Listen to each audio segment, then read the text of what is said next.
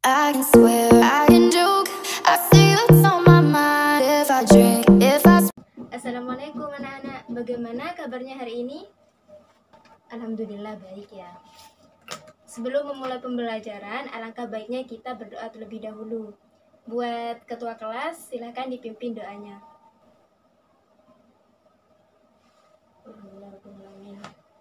Sebelum memulai pembelajaran, Ibu absen terlebih dahulu ya. Rinata Ardiana, hadir. Serifatul Ula, Faidatul Karomah, Nurul Hidayati. Alhamdulillah, hari ini semuanya hadir ya. Bagaimana puasanya, masih semangat atau sudah ada yang bolong? Alhamdulillah. Jadi walaupun kita puasa, jangan jadikan puasa sebagai alasan kita untuk malas belajar. Sebelum memulai pembelajaran, Ibu akan memberi gambaran atau ilustrasi tentang materi hari ini. Coba kalian fokus dan amati pada gambar ini, apa yang terjadi pada gambar ini. Ibu kasih waktu 1 menit ya. Karena waktu sudah 1 menit, ada yang bisa menjelaskan maksud dari gambar di sini? Ya, Narinata? Nah benar, jadi pada gambar di sini seorang anak yang makan mie melalui rongga mulut di dalam tubuh kita. Makanan ini bisa masuk ke dalam tubuh kita, biasanya melewati sistem apa? Nah betul, yaitu sistem pencernaan. Kita akan mempelajari struktur organ sistem dari pencernaan. Jadi tujuan pembelajaran pada hari ini supaya peserta didik dapat mengetahui struktur organ dari sistem pencernaan beserta fungsinya. Sekarang Ibu mau tanya, ada yang tahu struktur organ pencernaan itu ada berapa? Ya, Naula silakan. Nah benar, mungkin yang lain ada yang mau menambahkan atau punya pendapat lain? Cukup ya? Nah benar apa yang dijelaskan teman kalian, jadi sistem pencernaan itu ada 6. Yang pertama yaitu rongga mulut, kedua yaitu kerongkongan atau esofagus, 3 yaitu lambung, keempat yaitu usus halus, yang kelima usus besar, dan keenam yaitu, nah benar, anus. Dari struktur organ sistem pencernaan ini, ada yang tahu salah satu fungsi dari struktur organ? Jadi kita bisa bahas bersama ya untuk fungsi dari struktur organ sistem pencernaan. Yang pertama kita mulai dari rongga mulut. Ada yang bisa menjelaskan fungsi rongga mulut itu apa? Nah buat Nanurul silakan. Benar, apa yang dijelaskan oleh Nak Nurul, rongga mulut yaitu untuk menghancurkan atau menghaluskan makanan. Coba perhatikan pada gambar di sini. Dalam mulut itu terdapat gigi, lidah, dan kelenjar pencernaan yang bisa disebut juga dengan kelenjar air ludah. Gigi sendiri itu berfungsi untuk menghaluskan atau menghancurkan makanan. Nah, gigi itu ada 3. Ada gigi taring, ada gigi seri, dan juga gigi geraham. Ada yang tahu fungsi lidah itu apa? Nah, benar. Lidah itu sebagai pengecap, sehingga kita dapat mengetahui rasa makanan yang kita makan, apa rasa manis, rasa pedas, maupun asam. Kelenjar pencernaan sendiri yaitu membantu proses pencernaan makanan ketika berada di rongga mulut. Selanjutnya tentang kerongkongan. Ada yang tahu fungsi kerongkongan seperti apa? Nah benar, jadi fungsi kerongkongan itu jalur untuk menghantarkan makanan dari rongga mulut sampai ke lambung. Coba perhatikan pada gambar ini. Ibu sekarang mau bertanya, kenapa makanan dari rongga mulut bisa sampai ke dalam lambung? Ada yang tahu? Mungkin dipengaruhi karena apa? Jadi, makanan dari mulut menuju ke lambung yaitu karena ada dorongan gerakan yang bisa disebut juga dengan peristaltik. Pada pangkal kerongkongan ada yang di sini. Ada yang namanya epiglotis. Epiglotis di sini berfungsi untuk menutup saluran tenggorokan ketika kita saat makan. Ketika kita makan sambil bicara akan membuat kita akan tersedak. Jadi anak-anak, usahakan kalau kita sedang makan tidak boleh sambil bicara ya. Selanjutnya yaitu lambung. Ada yang tahu bentuk lambung seperti apa? Ya, Nafaid? Nah betul, lambung seperti kacang merah ya. Ada yang tahu fungsi dari lambung? Belum ya. Nah, jadi lambung di sini mempunyai fungsi proses pencernaan makanan yang dilakukan secara mekanik maupun kimiawi. Dan lambung memiliki 3 bagian, yang dimana paling atas biasa kita sebut daerah kardiak, yaitu pintu masuk makanan dari kerongkongan menuju lambung. Dan bagian tengah biasa kita sebut dengan fundus. Ada yang tahu di fundus ini ada proses apa?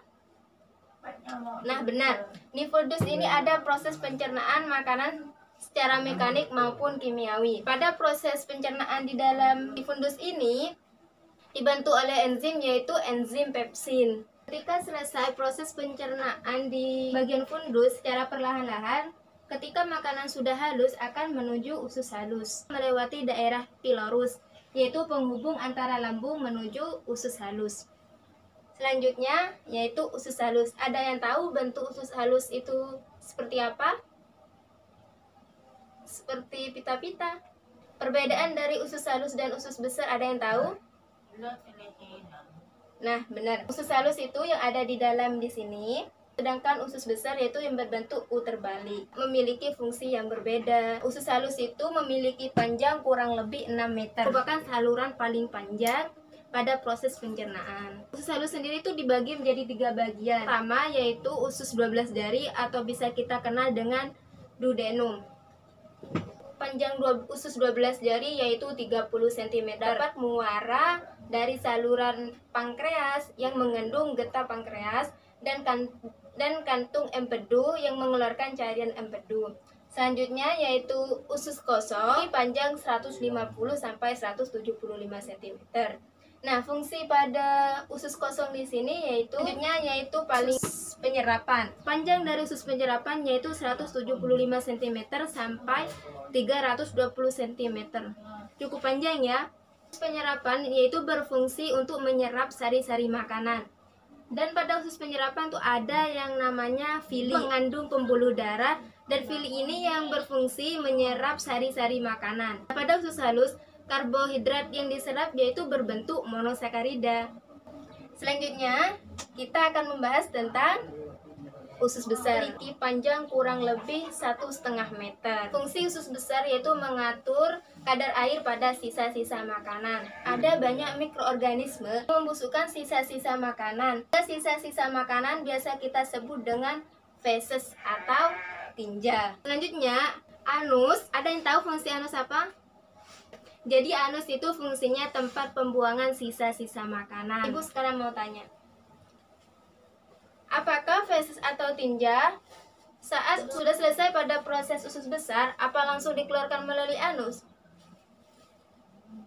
Jadi setelah selesai pada proses usus besar, sisa-sisa makanan tersimpan terlebih dahulu di dalam rektum. Ketika sisa makanan siap dibuang, rektum ini akan membuka dan akan menutup dari lubang anus. Kenapa pada rektum ini bisa mengatur untuk membuka menutup anus? Ada yang tahu dipengaruhi oleh apa? Nah, benar.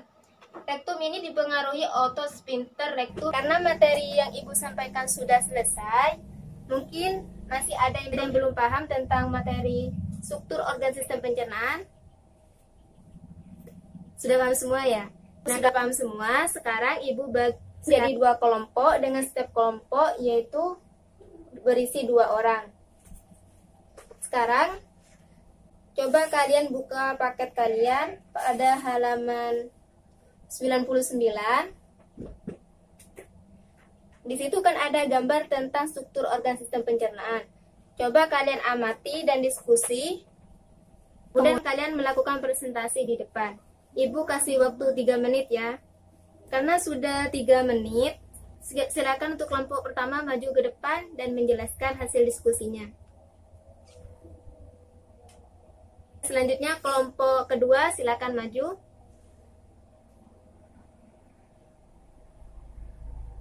Dari penjelasan presentasi kalian di depan barusan, hasilnya sangat memuaskan. Beri aplaus untuk kalian. Nah, hasil dari diskusi kalian sangat memuaskan.